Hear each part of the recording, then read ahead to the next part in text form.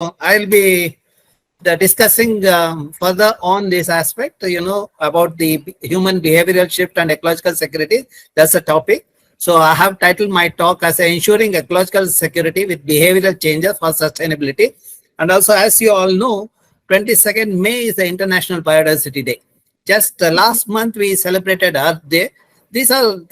And of course, June 5th is going to be the World Environment Day.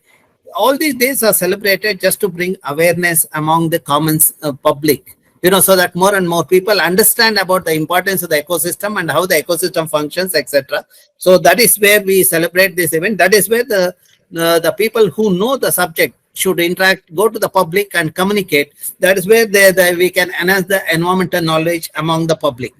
Now, with this, let us try to understand. If you want to ensure the ecological security, first and foremost thing, we need to maintain the ecosystem integrity. When you do that, you will have the water security. Since you have water security, you will have food security, and also you will have a health, and the resource will be available to everyone. And ecosystem services sustain the livelihood of all dependent biota.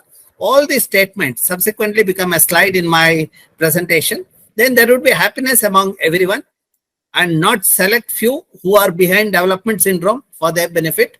And it is resilient to changes in the climate. When you maintain the ecosystem integrity, that system become resilient to the changes in the climate. And for all these things, we need to have the awareness among the public. That is where the environmentally literate citizen is a requirement. Now let us try to understand the biodiversity.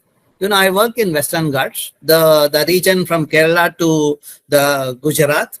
And if you look at the scriptures, our scriptures mentions about there are 8 to 12 million species on the earth. And we have estimated in science about 1.3 million species. When you have this diversity of plants and animals, you have diverse food, you have diverse medicine. And because of this, you have the immunity. That was evident when the COVID happened. In the villages where ecosystem was good, we didn't see the COVID mortality. We saw the COVID mortality only in the location where the pollution is high. And since during COVID period also, I was traveling in the Western Ghat villages, I didn't see any kind of a serious problem in those villages, except when people from Mumbai or Bangalore landed in those villages, we saw that there are some health issues. Otherwise, the people who are residing there, because of their diverse food habit, they were immune to these zoonotic diseases. Okay. Now let's try to understand how to conserve this biodiversity. If you are really interested, let us try to see where this diversity happens.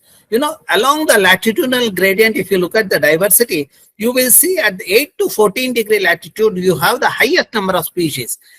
This corresponds to the Karnataka, Kerala and Tamil Nadu part of the Western Ghats. That means we all have inherited the diversity of life, and it is our job to maintain that and pass it on to the next generation. So that means there is a responsibility on our shoulder to protect and conserve this fragile ecosystem. Now, let us try to see whether what is the situation, whether there is any serious issue or whether changes are happening. That is where planning is required.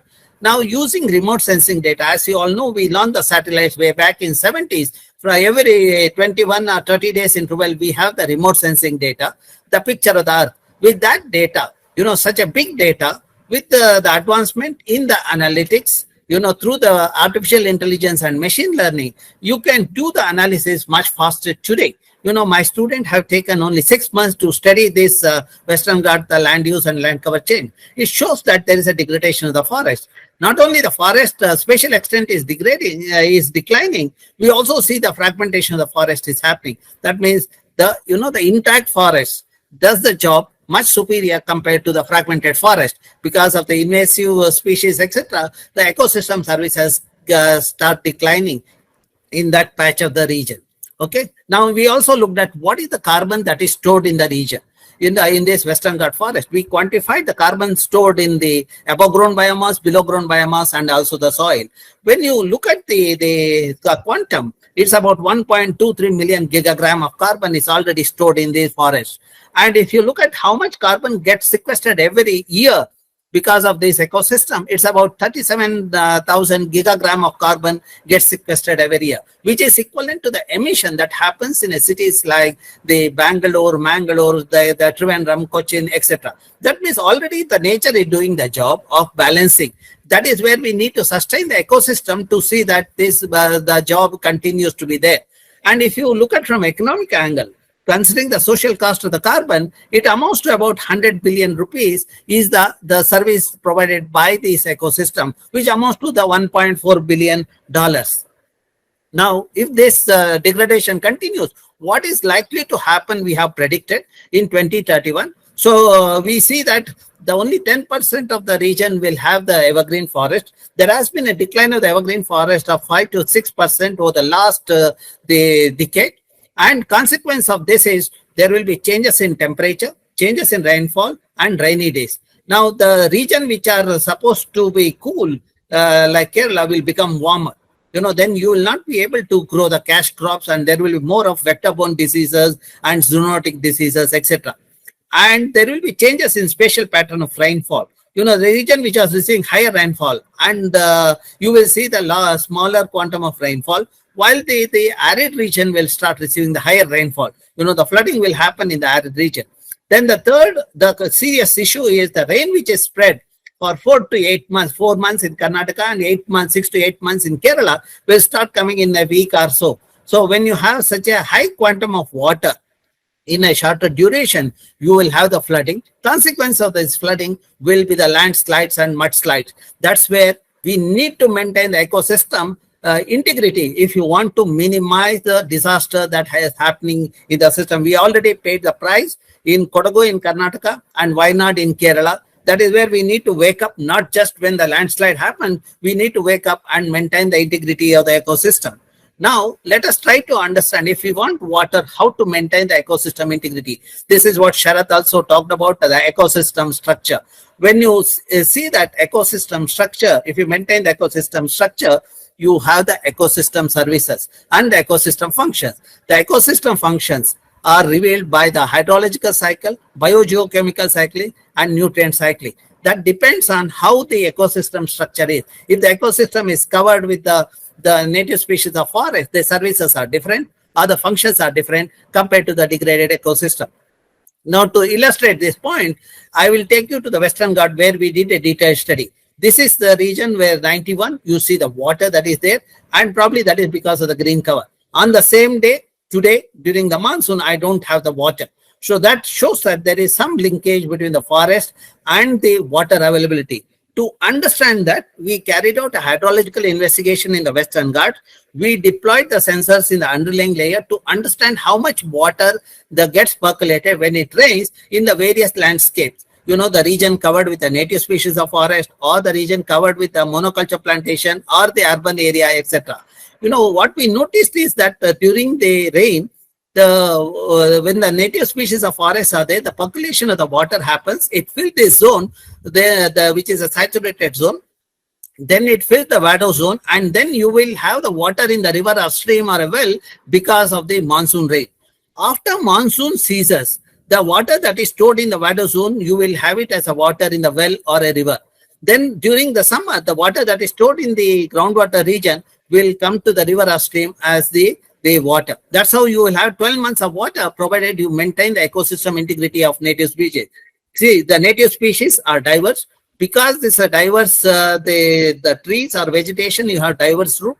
Because of diverse root, you have the soil microorganisms which are abundant and the diverse. And because of that, you see the soil become porous or permeable. That's where the bulk density of the soil in this region are lower compared to the region covered with the monoculture plantation or the urban area. And our study shows where the monoculture plantations are there, water is available only for 8 months. When you degrade the landscape, you have the water only during the 4 months, that is during the monsoon. And if you look at wherever the native species forests are there, about 50 to 60% of the rainwater gets percolated. This is the water that is available during the post-monsoon period. And wherever forests are degraded, in the name of development, you do not see much the infiltration happening in the region. Now, we also looked at how this helps in the societal the benefit. We quantified the amount of the water used by the people for agriculture, horticulture, the drinking, etc. You see that In this region, the availability of water is higher and the demand for water is also higher, but there is no scarcity. You see the demand is lower than the availability. Whereas in this region where the degraded the landscape is there, where the availability of the demand for water is higher, but since there is availability of water is less, you see the scarcity of resources. So the water. Now to summarize what I said so far, this is the region where forests are there. The water is there available 12 months. That is correspond to this. And green are the one where 8 months. Yellow is the one where 6 months. And this is the where the 4 months. Now, if you link that with the land cover, wherever the forests of native species are there, you see the carbon sequestration is higher and you have the water 12 months. Wherever forests are fragmented, depending on the level of fragmentation, the intrusion of monoculture plantations, you have the 8 to 6 months water. See, in the name of development, somebody has pushed the agenda of rubber plantation. Only that family gets the benefit of development, while the surrounding villagers lose the water for 4 to 6 months. Where people have degraded the landscape with a forest cover less than 30%, you see the water available only during the monsoon. Now, if you want to understand how it gets reflected in the livelihood of the people, the farmers in this region, if they earn 1,32,000 rupees per acre per year, the farmers in this region, they earn only the 32,000 rupees per acre per year. This is mainly because farmers in this region, they can grow multiple crop or cash crop because the water is available throughout the year. While farmers in this region can grow only one crop. And more important aspect is the pollination. In this region where native species forests are there, pollinators are abundant and diverse. Because of that, pollination become efficient. When pollination become efficient, you see that yield of the crop is higher. Here in this region, for example, if the paddy yield, if you look at, it's about 12 to 16 quintal per acre compared to this region where it is 6 to 8 quintal per acre. Now the government of India want to increase the income of the farmers. They want to double the income. But my only suggestion is if you maintain the ecosystem integrity, nature itself will sustain the water and the yield of the crop. So they will have double or triple the income. So this is one of the suggestions. The prevent the monoculture intrusions in the native species forest and make sure that people maintain the ecosystem structure so that they have the water and the livelihood. We published this in a current science. It's available online. Okay. Now let us look at the biodiversity. These are the location where the taxa of animals are there, sloth, bear, tiger, etc. They are all there where water is there, the 12 months. Where water is not there, you will see only two-legged animal. Now let us also try to understand the linkage between this taxa and the medicine. We have described the two new species of fish. This has a medicinal property. Now I thought that this medicinal property is helpful to the people. We brought this fish to the Bangalore. We tried to culture it. In the cultured organism, we didn't see the medicinal properties, which means that if you need medicine, you need to culture this organism in their habitat. That means when it grows in its habitat, they give the medicine. Now, for the organism to survive in its habitat, the stream or a river should have the water throughout the year. Now, for the water to be there in the stream for 12 months, you need to maintain the ecosystem integrity of native species forest in the vicinity. So that means, this tells me, if you want medicine, you have to protect the aquatic diversity. To maintain the aquatic diversity, you need to have the terrestrial biodiversity also.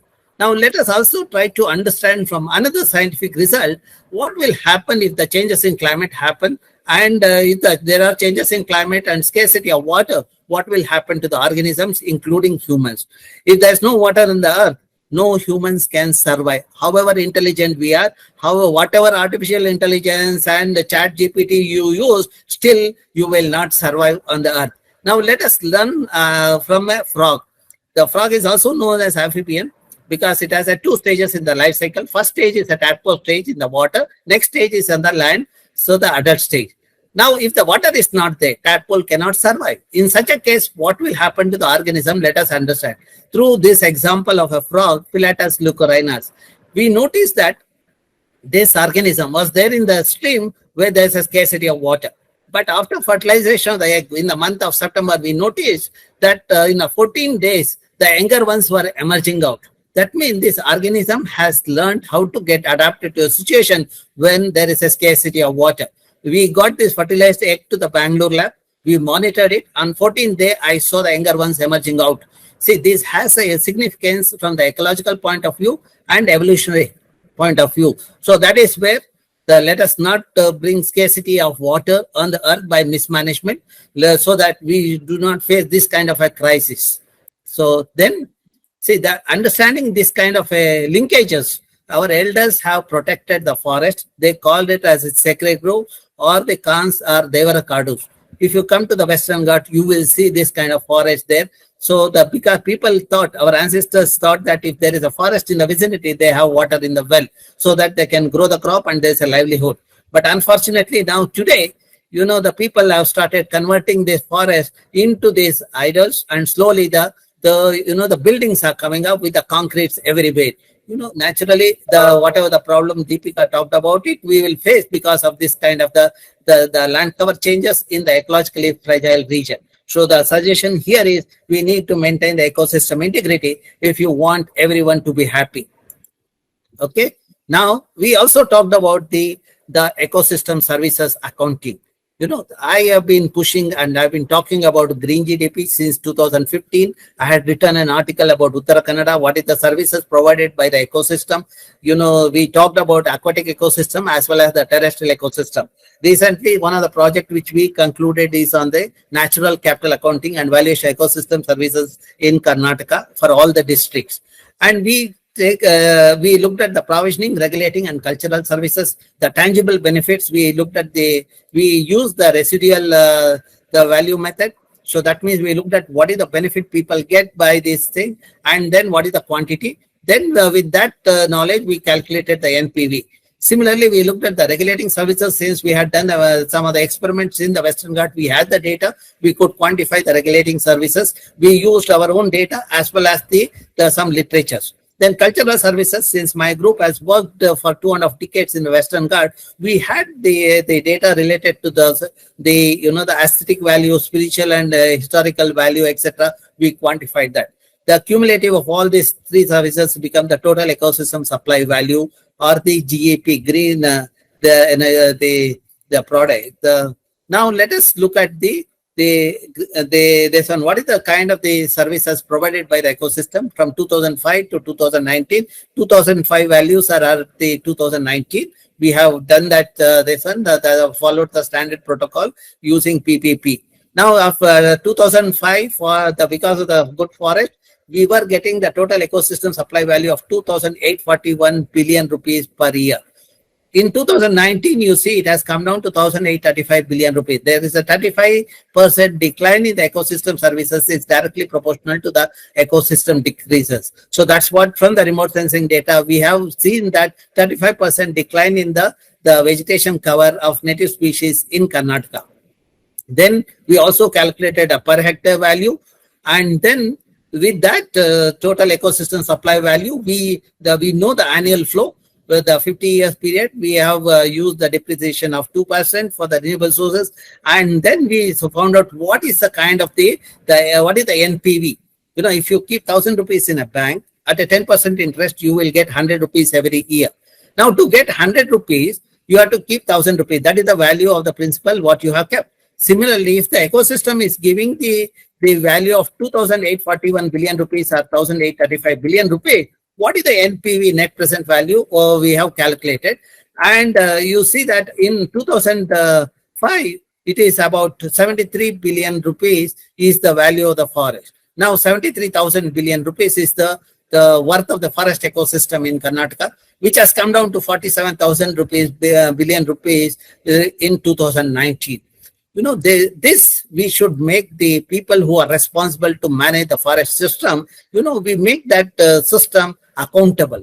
My suggestion to the system is we should recover this money, whatever the forest degradation has happened, from the so-called GDP, or at least from the forest officer who are responsible for mismanaging the ecosystem. We should get it from them so that they do not get the pension for mismanaging the ecosystem. Okay. Now, let us try to understand what are the things that has happened in Bangalore, which are unplanned development. So now when you look at the unplanned development in Bangalore, 68% green cover in 1973 and 8% urban areas are paved surfaces in 73. In 2022, you see that 85% is concretized. Everywhere only the building. That means there has been 1055% increase in the concrete area. We have lost 88% vegetation.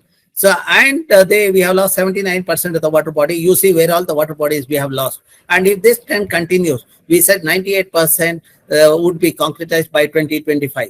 The city is facing the scarcity of oxygen and water, and the trees which are supposed to be 7% per 7 trees per person, what we have in Bangalore is 7% 1 tree. We have 1.4 million trees for 9.5 million people. That means we are losing the oxygen also.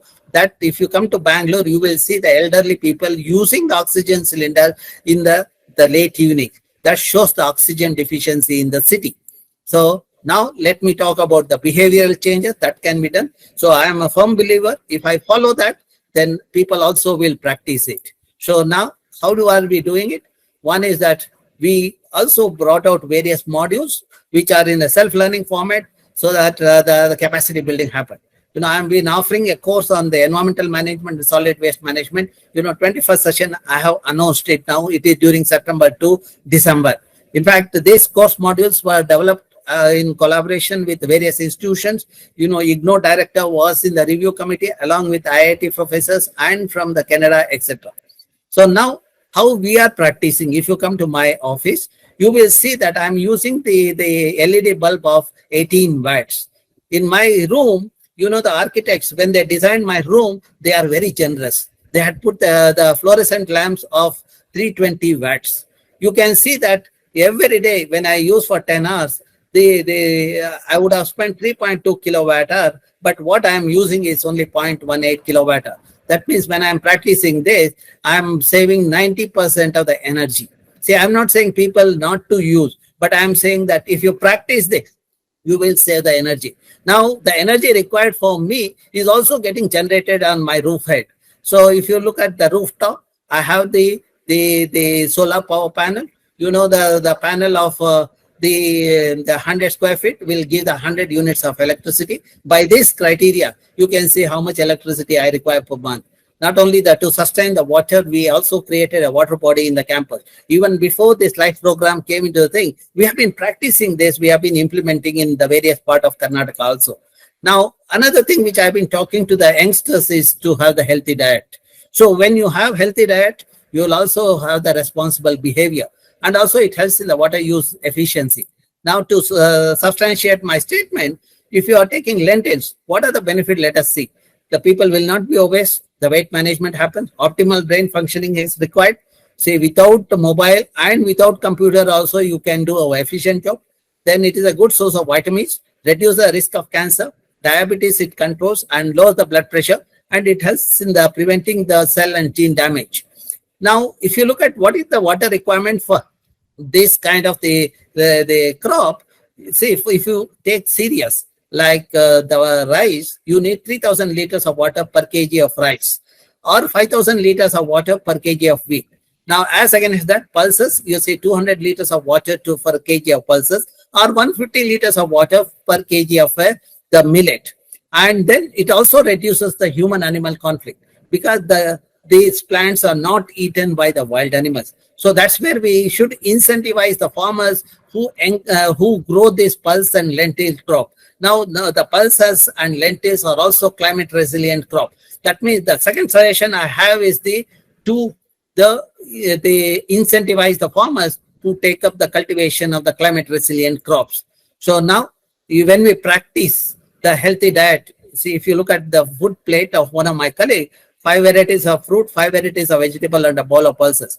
This diversity of vegetable and fruit gives the immunity and the health, while the pulses gives the stability. So when you have such a healthy diet, there is a physiological, psychological, sociological, environmental, nutritional, and emotional and spiritual well-being. So you think of everyone, you think of the one in the society. That is what I call it, the holistic state with a harmonious state of mind, body, and spirit. So that means we should push the people to have the healthy diet.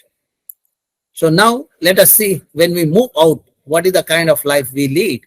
See, most of my students in our campus, we have the solar powered, this kind of transformers. We use it within the campus, and most of the students use the bicycles. And when we go out, we use the public transport. You can see myself, my student, we are traveling in the metro as well as the public vehicle. In fact, sometimes people are surprised when I travel in the public transport. When I was standing in one of the public bus stop, somebody came and asked me, "Sir, why are you standing here? People like you should travel in the car." This kind of a false ego, false status is the environmental hazardous. That's what we need to remove. That is where the dose of environmental literacy will certainly help in understanding the significance of conservation. Okay. Now let us also look at how we can manage the waste. The waste has become a serious problem in many parts of the globe. Now, if you look at the nature, you see the energy and material transfer happens when somebody is eating some other person, whether it's a herbivore or the predators, etc. Then finally, whatever is left in the nature is converted into elemental form by bacteria and fungi. That's where in nature, which is organic, there is nothing called waste. Where do you see waste? You will see waste where waste people are there. Who are these waste people? People who are using too much of synthetic materials, the plastic, etc., are the waste, a bunch of waste fellows on the earth. Now, how do you manage the waste? First and foremost, segregate the waste at source and have a decentralized treatment. This is what we have seen in many places in Bangalore and other parts of Karnataka, that the apartment level people are practicing the 3-pot for the composting. They use for the rooftop garden. And at the community level, there are the composting plant, and also some of the places where the food waste is high, people have gone in for biomethane. And of course, our friends are also helping in recycling the inert material like paper, plastic, etc. That's how the system was being managed. But with the market force, we see the collapse of this system. So if you want to minimize the cost of the mismanagement of the waste, you have to make this mandatory, the segregation at source and decentralized treatment at the ward level, at individual household level. So now the other the lifestyle is that, eco-friendly lifestyle, the 5R formula. One need to be responsible, refuse, reduce, recycle, repurpose, and recover. Say now, if you look at this, the greenery, this gives you the enough oxygen. Then when we do the conferences, etc., see, our products are environmentally friendly. Whether it is the conference registration kit, whether it's I'm sure the people who attended the conference also understand this. And also you see from the waste, how people are converted into the well. For example, at Adami Chetana, you see the waste paper are converted into the paper vases, etc. Even the sari, old sari is converted into bag. That's how some of the sensible people do that. Now that 5th June is going to be the World Environment Day. The agenda of World Environment Day is to beat plastic. We need to minimize the plastic to prevent the plastic pollution. So now what is the alternative? It's not that we do not have the alternatives. People have become irresponsible. That's where we have this problem of the plastic. Bottled water, we have the alternative of the thing. Most of us use this. So we say when some waste fellows go to the hotel, they do not carry the carrier.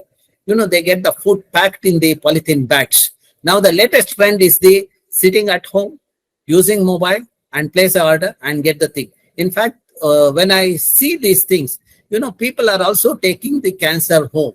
See, I studied the constituents of the food and water in this plastic bag, or the polythene bags, or the food packed supplied by the Swiggy. All this had the environmentally hazardous, the chemical substance, the dioxin. Having dioxin every day means we are inviting cancer. So that's why the cancer incidences in Bangalore has gone up because of this kind of the irresponsible behavior in the section of the society. If you look at traditional family, this is the kind of the food that is practiced, which works out, 30% of the cost here involved in this, and also carbon footprint is 40% reduced. So that is where we need to promote people to have more and more this kind of the system. We need to make people more active. When they are active, they do not hesitate to cook. So now this is also practiced at the community level. If you come to Bangalore, we have the Green Kitchen by Adami Chetana. This is cooks the food for 50,000 the children. That's a part of the midday meal, but there is no fuel wood is used nor LPG is used. What is being used is the briquette that is out of the solid waste that is generated in the city. The midday meal is provided to the healthy food is given with the pulses and etc. like pongal or bisibeleba. The children are also healthy. So now, if you look at the kitchen, there is no garbage generated. Whatever is generated is being synthesized and used here. And even the water that is used for the cleaning the rice goes to the lal bagh for the plants in the lal bagh. And when youngsters are free, they'll come for the greening the Bangalore. As I said, the Bangalore has lost the greenery. That is where this kind of knowledge, this Adami Chaitanya has done the planting of sapling to an extent of 80,000 sapling over the last 3 years. After publication of my report, they took up the Green Sunday program. Okay. Now, what else can be done to minimize the carbon footprint are the other thing. One is we need to have the wastewater treatment. So based on the principle of reduce, reuse, etc. Rainwater harvesting has to happen. Then the third thing is you need to harvest the rainwater through the water bodies at a decentralized level. And if you can have mini forest, you will be improving the quality of the environment and make the world livable. And more importantly, you need to sensitize the youth. Your investment towards sensitizing the youth is for the tomorrow, so that the youth, when they are sensitized, they become responsible. When responsible citizens are there, they will take optimal decision, unlike the decision makers of today. That's where we can hope for the sustainable development. So now, if you want to see how these things work in Bangalore, see, for example, in the place called Jakkur, there's a lake. And surrounding area, there are 25 wells were there in 2005. My study shows in 2005, there was a nitrate in the lake water as well as the well water. So nitrate is a carcinogen which introduces cancer. Nitrate got into the groundwater because we were letting the untreated sewage into the lake on daily basis.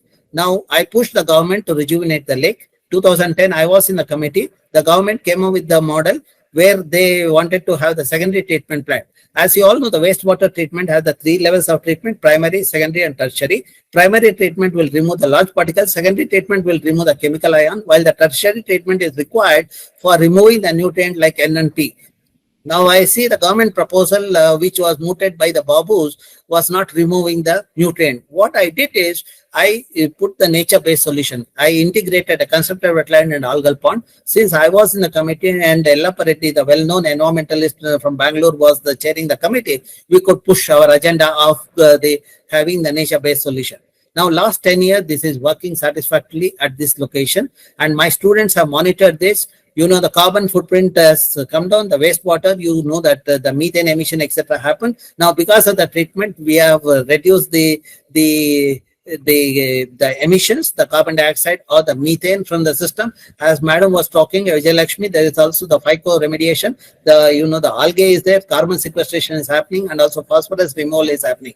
Now, for the last 10 years, there is a removal of phosphorus and nitrogen, the N, to an extent of 85 to 90%. Today, if you monitor this lake and surrounding, there are 300 wells are there. None of the wells have the nitrate. I have the satisfaction of giving the science to the society where the people are enjoying the clean water. That is what should happen in the system. Life means taking the science to the society so that society gets the benefits of the science. So now, if you come to my campus, I have created a lake. This is in 2008, which stores 10 lakh liters of water. This lake is now used by my students to have the biofuel or the algal studies. Not only students are happy, even I have the organism like otter. Otter is a voracious eater of fish. I do not feed the fish every day. But when we do the biodiversity study, we see there is a algae, zooplankton, fish, etc. And even the good diversity of birds, that is what Manoj has monitored when he was a student in our lab. So that means the message here is, if you facilitate the ecosystem, then the nature does the job of creating the biodiversity, which gives the food and the resources for everyone dependent on that. And also when I meet people, I make sure they also follow the practice. In Moodbidre, there was a water scarcity in 2014-15. 2016, the saint met me in the month of February when I gave a proposal for having the decentralized water structure he implemented in his the campus within a 10 days. Apart from that, he also did the desilting of 2 lakes in Moonpidre, and because of his involvement, the surrounding area, 30 lakes were there, and all the local people did the Shramadhan and did the desilting of all the 30 lakes in that region. The last year, there was a water scarcity in the surrounding taluk, but this taluk didn't face the water crisis because of this kind of initiative. When you see the success is because of the youth. The saint is also young, and also you see that Alva Science and Engineering College students have taken part. Even the CEO of Alva's is also quite young. They're seeing the success because of the youth. I pushed the Alva's young CEO to create the water body in the campus, and which stores at 25 lakh liters of water. And also he took up the greening of the catchment with the native species. When I visit the campus, I see every year lot of greenery with the resources. That is where you see the smile in this. The message here is what you consume, give back to the nature 10 times. For example, I consume about 1.2 lakh liters of water every year. I stay on the campus. My family require 500 liters of water every day. So, but what I am doing is 10 lakh liters of water is getting back to the system through the rainwater harvesting. Rainwater harvesting and the wastewater treatment is the best the solution to manage the water to at the decentralized level and to sustain the water for everyone. So then if you come to my campus, you will see this climber. This is from Western Ghats. I was fascinated by the architecture of that. I got those seeds to the campus. The 14 seeds, 7 I have kept in my lab, and other 7 planted in 7 locations. Out of 7, one has survived. That is next to the building where I worked in this building for the 2 decades. Even the plants know who will take care. Otherwise, why other 6 places this plant didn't survive? That's my question. It is planted by me in the same kind of the environment, soil condition and the humidity, but still it didn't survive. In front of our building, we created a mini forest in a 2 hectares area. About 500 saplings were planted, about 49 native species. 500 saplings were planted way back when I was a student. Today, if you come to the region, you get a feel of the rainforest. The more importantly, whatever I've been talking about the Bangalore or other parts of the thing, temperature in this region is 2 degrees lower. That means it also addresses the heat island effect also. The second thing is the groundwater. When this region was infested with the Parthenium, it was 150 feet. Today, because of this kind of ecosystem, I have the groundwater at 5 to 10 feet. Not only that, not only the water and microclimate moderation, I have the varieties of fauna. See, you see the varieties of the snakes, birds, and slither lorries are there. If you want to see our Manoj report also substantiate the statement what I am making, because he has done the cataloging of the bird species that occur in the region. And the number of species that bird species and snakes in this part is much higher than any other part of the campus. So then we also bring awareness among the youth. This is another program. I have initiated a program called Know Your Ecosystem since 98. We have conducted various programs at the 400 plus institutions across Karnataka. And also we offer a course on environment and solid waste management. The Dr. Deepika, who is in the audience, is also one of the students of this course. So she did this course. So that's how we are doing the capacity building at all level, at the young level as well as at the adult level. Now we organize a symposium popularly known as Lake Symposium. We have conducted 13 events. The uniqueness of the event is all the stakeholders take part. In addition to that, young children also take part. School and college students take part. So, children do a small experiments like carbon sequestration or the algal, this one carbon sequestration algae or the catchment mapping. The children are trained through the orientation program. Then the children come to our lab and do the analysis of that. Similarly, rural area, the children do the cataloging of the biodiversity in the neighborhood. That's how we are sensitizing the youth. The message given to the youth of at that age, when they are at that young age of the 14 to 25, they become the masters. They become the ambassadors of the conservation. That is what, this is a glimpse of the last event. You can see the Madam Ananthi Subramanian is also in the audience. This is a glimpse of the last event of the EM course, Environmental Management course. You can see that whenever we teach, we also have the environmental management. There are action this and that. youngsters also plant it, they learn the thing, the importance of the planting and what is the benefit that people get it. So that's how once they understand this become effective. That's where the NEP, the National Education Program, is also emphasizing on learning, the activity based learning. This is the kind of thing we communicate to the thing. Not only I teach, all my students also take classes during the orientation program. This is how the capacity building happens. The work what we did in 2010, the country's solar program has come into place. So, and when you look at the country, the 65% is used, and we have abundant solar energy which is being optimally harvested for electricity generation. Now our work is focused on the algal fuel. When we have the biofuel, there you can blend it with the diesel or the petrol. That will solve our liquid fuel. So at one end you are sequestering the carbon, other end you are also minimizing the emission. The life program should focus on this one, optimize the use of this kind of the renewable source of energy. There are critics, they say that it's not economically viable. That's what people talked about when I proposed the solar energy in 2010. Today, you see that the electricity generation is 2 rupees 40 paisa as against 9 rupees earlier. Okay. The details are available at this portal, and people who want to know more, you can write to me at this email ID. And this is the various portal where my talks are available, and the research portal gives all my publication which is available online, in the PDF format. You are most welcome to download and read. Okay. And this is how we are doing the capacity building. We are also, through our action oriented program, we are sensitizing the youth, and none of my students have become irresponsible. That today they are faculty in IITs and IISC, etc. And I see that each one implementing the measures, they have taken their own risk. When they see too much of concrete, they have gone against the management and seen that changes happens in the university campus level. That means the seed that is sown at that young age certainly grows into the big tree. That's what I am looking for. Thank you very much for listening to me. The youth investment, you see smile on everybody's face. Thank you all for listening to me. If there are any questions, I would be happy to answer that.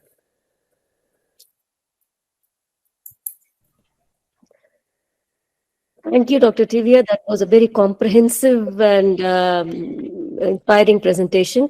Any questions?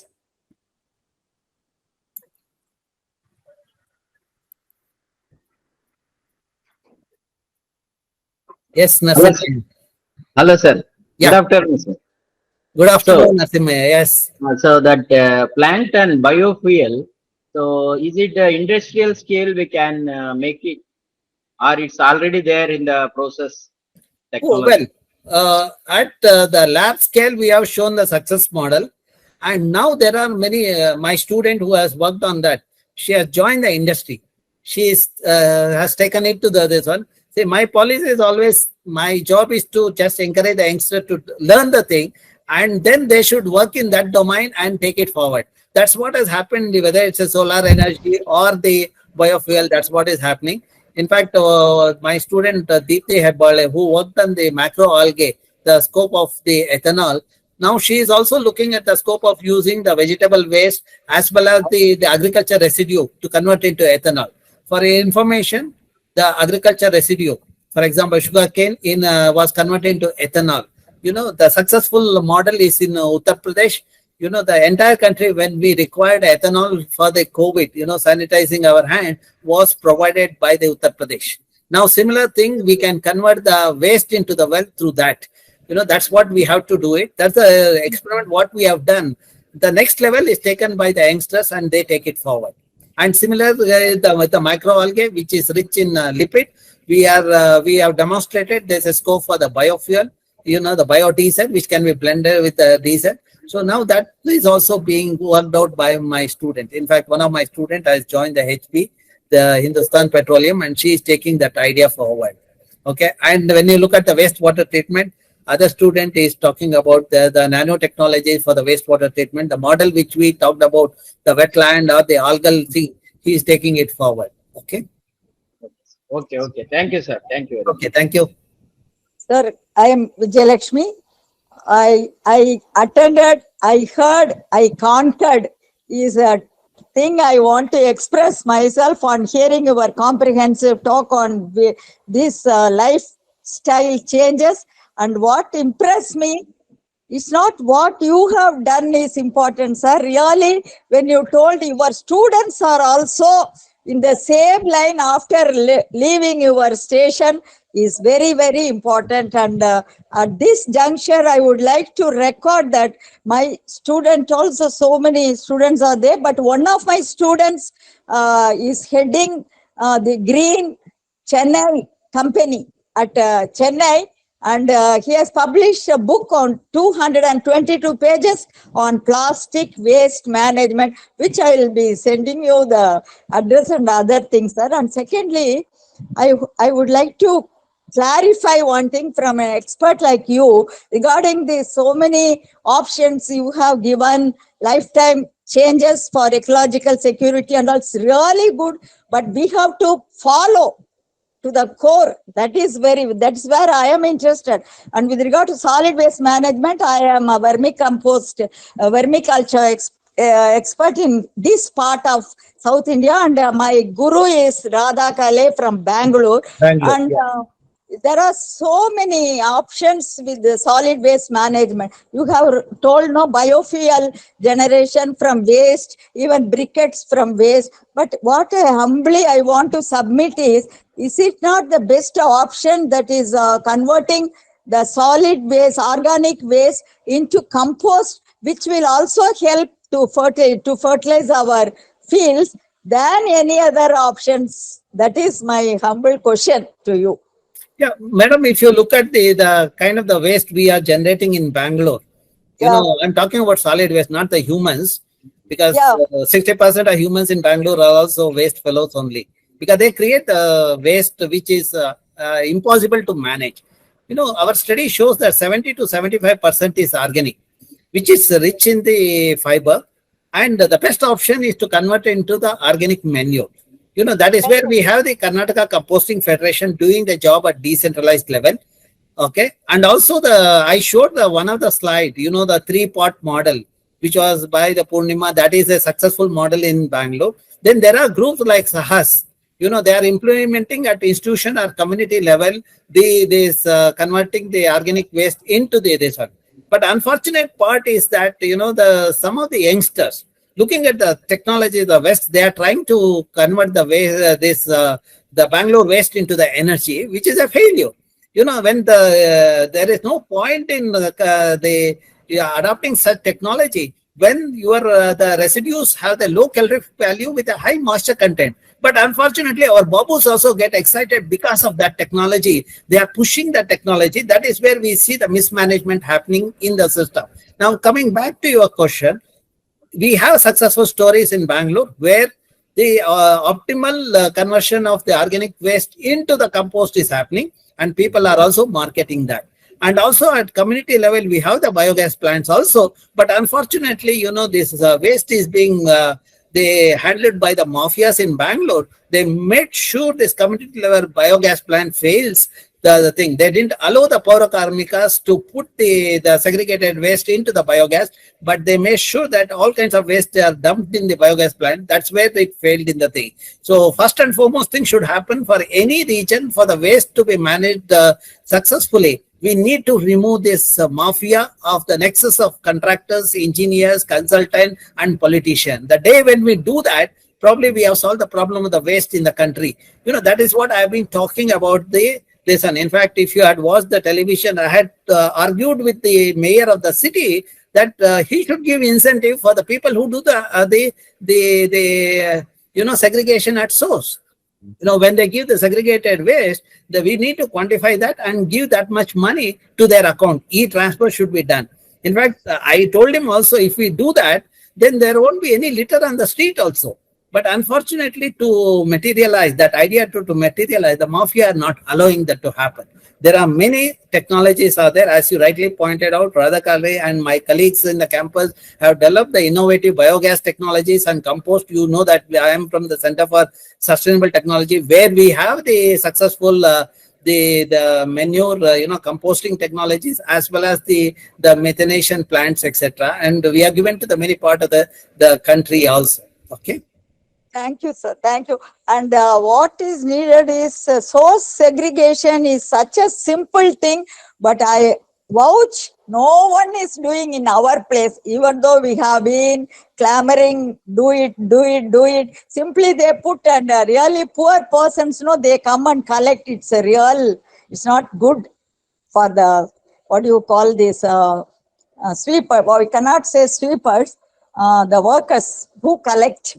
That's they find it very difficult, sir, here. No, And, actually, let me give you the another side of the story. When we teach youngsters, especially school children, when they go home, they make sure their parents practice it. That's where putting a seed in the mind of the youngsters, especially the school children, certainly work. Second thing is we have also done is the Paurakarmikas. The people who come home to collect the waste, if it is not segregated, they will refuse to take the waste. That, and also not only they refuse, they also tell the neighbors who has not done the segregation in the thing. So because of the social pressures, which has built because in the system, because of the knowledge about the mismanagement, there are some successes are there. That is what we have to do. We need to become, slightly the activists and see that these messages reach the destination. We can see the success happening. In some other area, for example, in IISC, if you had visited 30 years back, you wouldn't have seen the door-to-door collection. I introduced the door-to-door collection. And today, we have the system where that treatment is also happening at the local level. The things will happen. It takes some time. We should not get disappointed. And we should see when this kind of barriers comes, we should take it as a challenge and move forward and give the solution. Then only our science can reach the destination. Thank you for your questions, madam. Sure, we shouldn't get discouraged and all. We should keep on moving. That is where our success lies. Yes. Thank you, sir. Thank you so much. And I would like to meet you and discuss sometime. We'll see. Yes. I have been doing this, and I am the district coordinator for the solid waste management. And I finished a German project on door-to-door collection and converting it into compost. Composting is I have standardized 10 different methods of composting suited to different villages surrounding my area. And if possible, I'll send you a copy also, sir. Thank you so much. Okay, thank you, madam. So, in fact, you said that conquered. I'm quite happy. So that means we have an ambassador now in Tamil Nadu. Madam Anadi, you should make a note of this. So already we have one person who can take the idea forward. Yes, we do have many such people. I'm glad she took part, Vijayalakshmi ji took part today. And yes, definitely we will take such people on board. I met Anandi madam during the recent meeting also at Chennai. Yes, Hope you remember. she is a great, very enthusiastic person who is very keen to do a lot of work, and definitely that's how she's also attended this this discussion. I'm glad you came, Ms. Vijayalakshmi. Thank you so much. Thank you, madam. Thank you.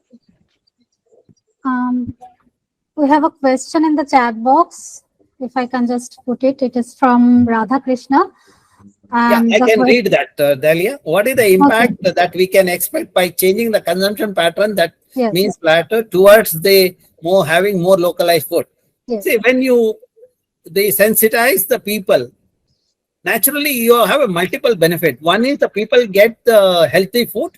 They will not have the health consequences. The second thing is they become more active. The obesity is removed in the system. Third, most important thing is the waste generation. That's what Dr. Vijayalakshmi also was emphasizing. So we are minimizing the thing. All these Swiggy, Zomato fellows, these waste fellows, every time when they place an order, they're creating a mess. I don't mind them eating the food, but only the thing is along with the food, there is a lot of waste is generated. Not only the waste is generated, they dump it in the corridors, and that's where they are creating the mess. Wherever the food is available with the good, it's better to walk down to the place. If you are unable to cook, the best option is to cook. In fact, sometimes when my family is not there, I cook myself. And we have taken a decision not to go to the hotel or get the Swiggy fellow to our house or to our apartment itself. So that's how if you start practicing, things will work. But at stage one, people will think that you are a mad person. But after some time, the mad people only can change the word. So that's what is going to happen. That's what we should worry, not discouraged by this one. And finally, you will have the success. Our agenda is to make sure the resources that is available to everyone. The healthy resources available to everyone. That's our agenda. Not just only people who can afford to the thing. Even the people who cannot afford, they should get the same quality of resources. That can happen only when we are sensible and responsible. I hope, Radhakrishna, I have answered your query. And second thing, you talked about localized food. That is the best option. Depending on the climate, depending on the topography and other conditions, our elders have come up with the food. When I go to Tamil Nadu, having pongal or idli is more meaningful than eating that pizza. That is what we have to do. Local food. When I go to North, what is the food available in Northeast? I take that food. I don't demand the South Indian food. So I know that the food suits the climatic condition, so that the food what I have taken become healthy and I can do more work in that region. So that is the thing. That is where we have to sensitize everyone with this kind of knowledge. Like I talked about a healthy diet, you need to do that and take this message forward. Okay. Sir, you are the harbinger of change in many places. I am trying to become one in my place. I hope that we are able to do something good. Okay, thank you, Manoj. Now the forum is open for anyone who wants any other clarification from all the speakers. Sharath, myself, and Manoj can pose the question. If we are unable to answer, a young lady will do the answering. Dahlia will answer. So that's how we convey the message to the youth.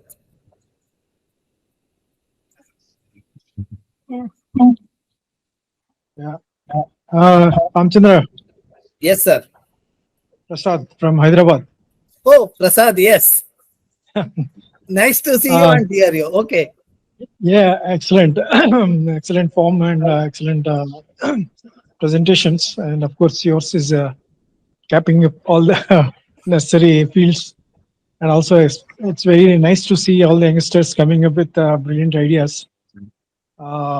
Especially the biodiversity credit business. See, already we have a lot of work done by Professor Madhav Gadgil and all that at village level, biodiversity, the disasters and all that.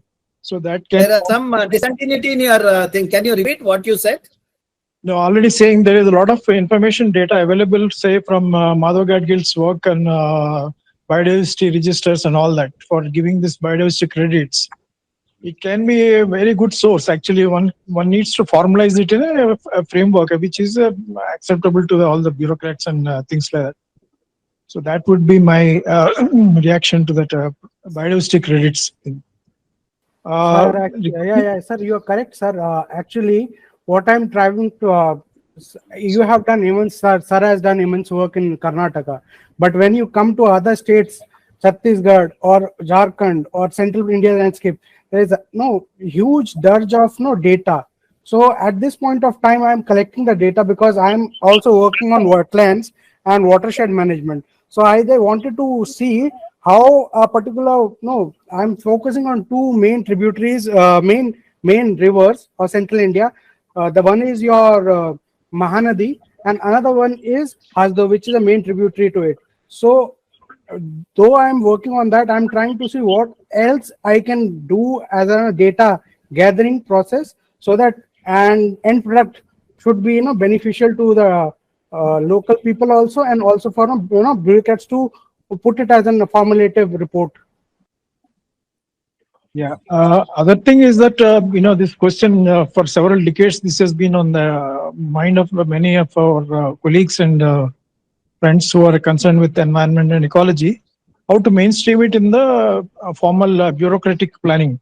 So that's what needs some kind of a troubleshooting or rather deep thinking, and then some kind of holding some kind of a brainstorming session within the group. Sir, I'm also very adamant. I'm very adamant when it comes to pushing. So I'm trying to do that. Let's see. Hope what will happen at the end. And also, Dr. Prasad, one more thing, Dr. Anandi, who is coordinating this program, earlier worked in the ministry. She was in the NVIS division, economic advisor, senior officer in the ministry, and Madam Dr. Prasad was in various committees in the ministries, ecologically sensitive and regions, all those things. Probably we should also have him in our this one program so that he can talk about bamboos and various, the lakes in when he was in Sekan. He was also part of NVIS in this one. The wetlands, this one, he talked about it, and they developed the wetland information system for Kerala. So a lot of work they have done. Probably please keep this in mind. So okay, I've been to Secon a couple of times and all, but were you there? I'm not sure because I No, I'm retired. I'm retired now for last 10, 12 years. Oh, 10, 12 years. Oh, Yeah. So we are promoting currently the use of open source geospatial tools and technologies for not only for environment and all that, but even other areas, education and things like that. Okay. We want to promote this use of this thing, which Abdul Kalam had, suggested way back in 2006 itself. And of course, our TVR himself is a great votary for that. Yeah, right. For that, and we have worked with him for quite some time. Yeah. So that's what. Yeah, so we'll be in touch because we're working with this. Yeah, definitely.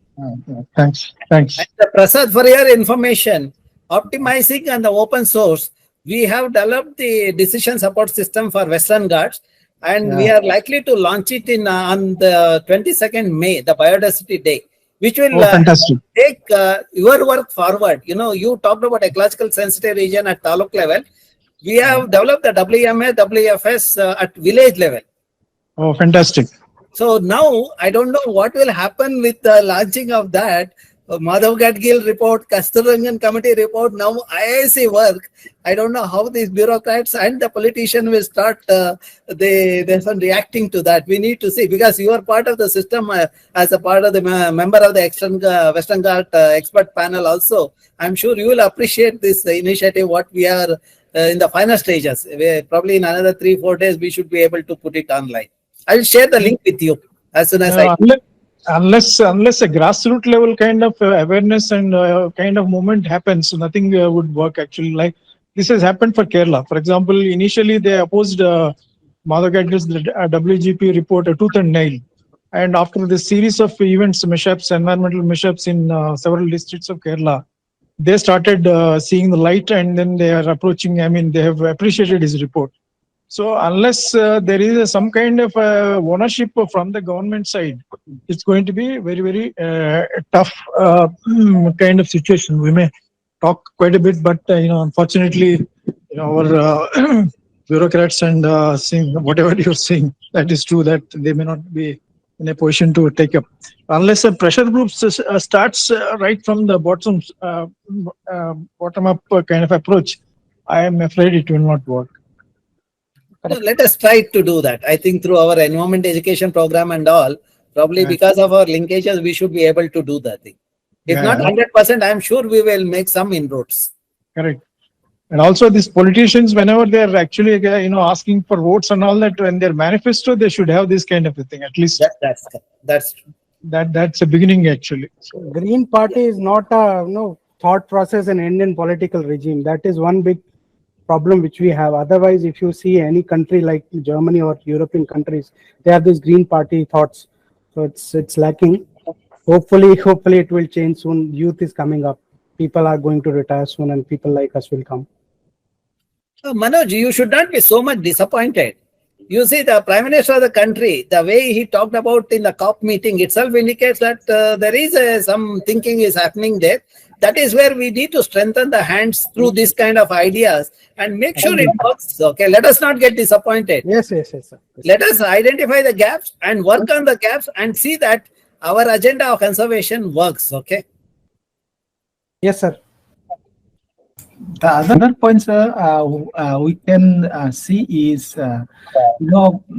looking from what in this particular globalized world. See, as far as what you also mentioned about the Swiggy people, how they are giving us the ready-to-made food and all these things. we can promote such kind of tourism. It's called agri-tourism, which in some other country they must have promote that thing. I read on those concept that way back in 20 years way back, right? So those kind of things can be promoted, because otherwise, for example, when I was trekking in the this Himalayan area as a part of our project, what we did is we usually take Maggie. We take our own food, right? This kind of things should be discouraged. Again, whenever there are number nowadays, we have a number of that tourism that's project in that we better to increase that kind of agri-tourism where, for example, if you are going some part of South India, in that particular area only, we can promote that kind of varieties of food available in that only. Then not only the food, that product food, that also the kind of that kitchen garden, okay, different variety of beans and all these things. This can also promote at state level, regional level by the government. That may be helpful to, as far as not only conserving our that biodiversity, that also give livelihood to the local community. So it's possible to recommend this kind of thing that may also be increased. And I was fortunate when I visit Ramcharan sir. He took me. That's why I'm saying he took me in the campus and he explained this is how we started. I'm just saying that situation from his experience, what he explained on that day, that automatically gives an energy to us. We have to do something that is very much important.